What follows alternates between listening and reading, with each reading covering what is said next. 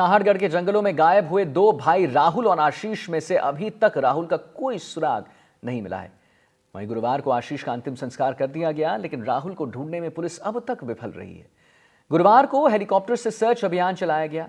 घने जंगलों में पुलिस ने सिविल डिफेंस समेत कई टीम राहुल की तलाश में लगी रही, लेकिन 6 दिन बाद बीतने के भी राहुल लापता है। पुलिस के सामने अब भी कई सवाल ऐसे हैं जिसके जवाब पुलिस तलाश ही रही है। पुलिस को राहुल की कॉल डिटेल्स में एक लड़की का नंबर भी मिला है। हादसे वाले दिन राहुल की उस लड़की से बात भी हुई थी, यह भी बात सामने आई है। गुम होने के बाद जहां आशीष ने अपनी मां को कई बार फोन किया, लेकिन राहुल ने कोई फोन क्यों नहीं किया? आशीष का मोबाइल काफी देर तक एक्टिव था, जबकि राहुल का नंबर जल्द ही बंद हो गया। घर वालों को जिन लोगों पर संदेह है, उन्होंने उनका नाम दे दिया है और पुलिस उनसे भी पूछताछ कर रही है। साथ ही दोनों भाइयों के सहकर्मियों से भी पूछताछ जारी है। नाहरगढ़ के जंगलों में सबसे बड़ा सर्च अभियान आज भी जारी है।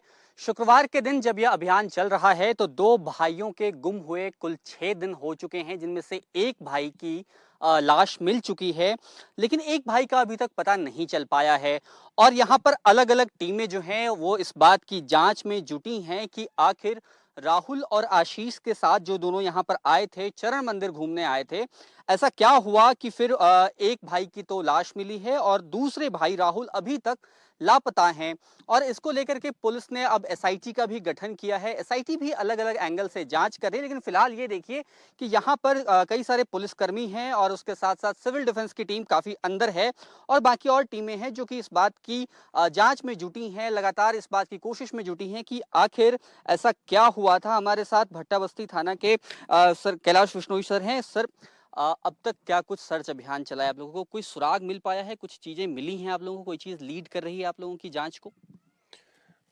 1 सितंबर को दोनों भाइयों की मिसिंग की रिपोर्ट प्राप्त हुई थी। उसके बाद से लगातार नाहरगढ़ की पहाड़ियों में और जंगलों में सर्च अभियान चला रहता है। इसमें हमने सारी सर्विलांस टेक्नोलॉजी और जो पुराने तरीके से जो गडरिए और यहाँ के नीचे पहाड़ी की तलहटी में रहने वाले लोग हैं और उन सभी से सहयोग लेकर तलाश के सामने अधिकतम प्रयास कर रहे हैं इसमें। और लगातार इस पहाड़ी के, क्योंकि बहुत डेंस जंगल है ये, और इस समय प्रकृति भी अपनी पूरे फ्लोरिश फॉर्म में है, तो वो हमारे लिए काफ़ी सारी चुनौतियां सामने आ रही है। लगातार बारिश और मौसम, बदलता मौसम भी इसमें बाधा पहुंचा रहा है। और यहाँ सबसे बड़ी खतरे वाली बात यह है कि चूँकि बरसात का मौसम है तो पहाड़ भी दरक रहे हैं और साथ में लेपर्ड का बहुत मूवमेंट है, तो उसको ध्यान में रखते हुए टीमें बना के और तलाश की अधिकतम प्रयास कर रहे हैं। काफ़ी सारी चुनौतियां हैं और जब हम अभी बात कर रहे हैं, थोड़ी देर पहले ही बारिश हुई है, तो जो पाँव के निशान होते हैं वो भी दिखाई नहीं देते। तो ये भी लीड करना कि एक टीम किस तरफ गई, दूसरी टीम किस तरफ गई होगी, जंगल इतना घना है, वाकई बहुत काफ़ी मुश्किलें हो रही हैं। लेकिन मेरा सवाल सर ये है कि क्या कोई क्लू अब तक मिल पाया है जिससे आप लीड कर पा रहे हो कि ऐसी कोई चीज़ हो सकती है? क्योंकि एक भाई ने फ़ोन किया, दूसरे भाई के बारे में ये कहा जा रहा है कि उसने किसी अपनी दोस्त को, किसी जानने वाली लड़की को फ़ोन किया, अपने घर वालों को फ़ोन नहीं किया। उस दिशा में कुछ जाँच बढ़ रही है क्या? तो इसने अपने जो मृतक है जिसकी बॉडी मिली है, आशीष ने अपने मदर को ही फ़ोन किए थे। लगातार अपनी माँ से ही संपर्क में था। यहाँ गुम होने की रिपोर्ट भी और वो जहाँ जहाँ पहुँचा उसकी सूचना भी उसने अपनी माँ को ही दी थी। और दूसरे भाई का लगभग 12 बजे के बाद में फ़ोन का और उस चीज़ का कोई नहीं है। और इसका लगभग 1 सवा 1 डेढ़ बजे तक ये संपर्क में रहा है और अभी तक उसके साथ कोई हमारी जो जांच अब तक जो पहुंची है उसमें किसी अपराध का हमें कोई अंदेशा नहीं लग रहा है। फिर भी अंतिम तौर पर कुछ भी कहा नहीं जा सकता। अभी हम सारे ही बिंदुओं पर जांच कर रहे हैं। एसआईटी जो गठन के बाद में अलग अलग टीमें इसमें कार्य कर रही है। कुछ लोग सर्चिंग में लग रहे हैं, तो कुछ जो इसका टेक्निकल और सर्विलांस और जो डाटा एनालिसिस का जो काम है वो भी किया जा रहा है पैरेलल। और जो इसकी बैक हिस्ट्री है, जहाँ ये काम करता था और कोई एनिमिटी का एंगल हो, कोई इस तरह की चीज़ें हो, उस पर भी बिल्कुल जांच हो रही है और प्रयास कर रहे हैं।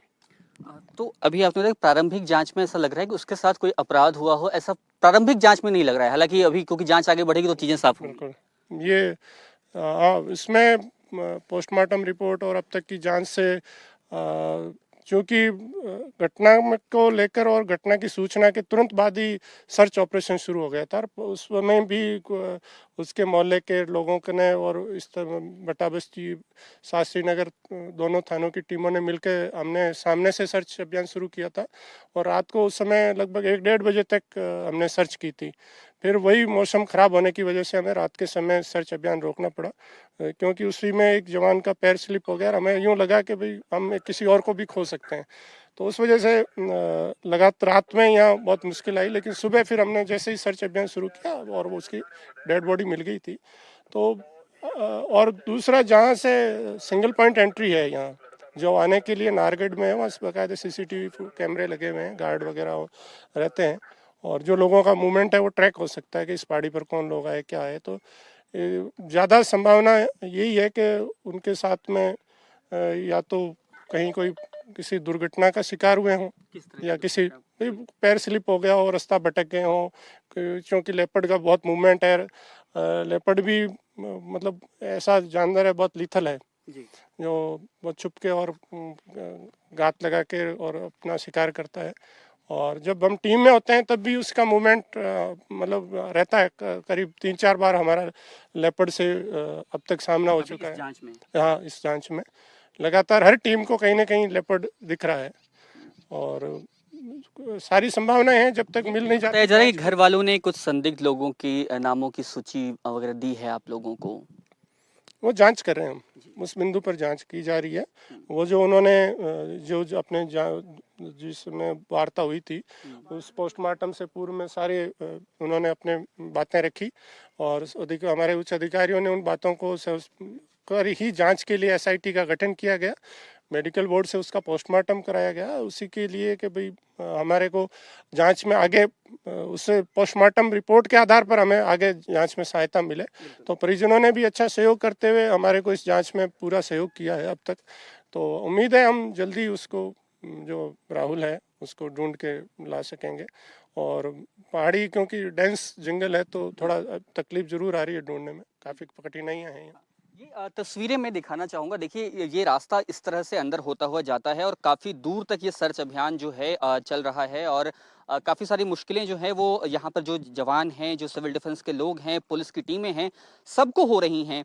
लेकिन इस पूरे जांच में 2-3 चीजें जो अब अहम बिंदु हैं जिस पर जांच टिक रही है, जो हमारे सोर्सेज हमें बता रहे हैं कि जो राहुल और आशीष 2 भाई यहाँ पर आए, एक ने अपनी माँ को बताया और दोनों भाइयों में आपस में आखिर क्यों संपर्क नहीं हो पाया, ये एक सवाल जो है वो उठ रहा है। और ये बताया जा रहा है कि जब नेटवर्क काम कर रहा था 1:30 बजे तक, जैसा कि जिसका पुलिस भी जिसकी पुष्टि कर रही है, बावजूद इसके संपर्क क्यों नहीं हुआ, ये जांच का एक विषय है। उसके साथ ही साथ एक जो नंबर जो मिला है जो एक दोस्त का, किसी लड़की का बताया जा रहा है, उस दिशा में भी पुलिस जांच कर रही है। और उसके साथ ही साथ कई सारे अहम सवाल और जो है वो खड़े हो रहे हैं, क्योंकि घर वालों ने भी कुछ संदिग्ध लोगों की सूची जो है पुलिस को दी है।